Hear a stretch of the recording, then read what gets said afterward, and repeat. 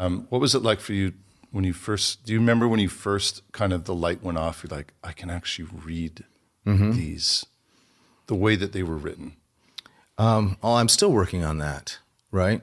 I still have a vastly inferior education to the majority of men of the 16th century. So I'm still seeking to catch a glimpse of some of their brilliance. And I would like to talk more about what made those men so special.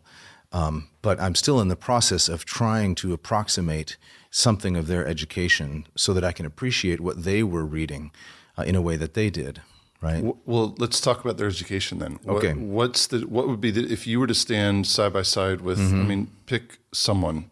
Yeah, Theodore Beza. Okay, so you and Beza are sitting here, and you start to have a conversation. He describes his educational background, and you describe yours in terms of the languages we're talking about. Right. Well, I guess we could say also exposure to philosophy and whatnot. What would be the differences? And I guess what I'm getting at is, what are we missing today? Yes.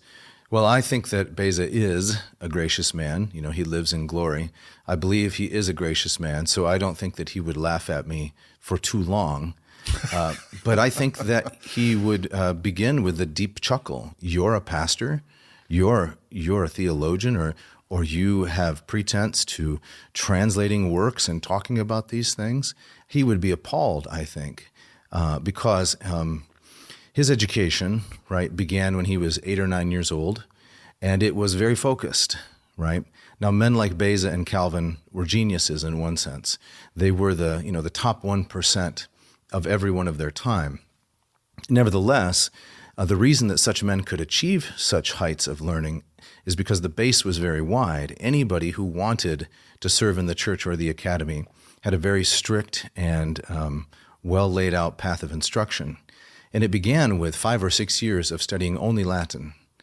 And they were required to speak Latin, to write Latin, and if they were to speak a vulgar language, their native tongue, in the confines of the schoolroom, they were shamed and corporally disciplined, often. From what age is this? 9, 10 years old. And so they did that, sometimes younger. Franciscus Junius. 4th grade? Yes, started when he was 6 or 7. Because he had a father who could teach him.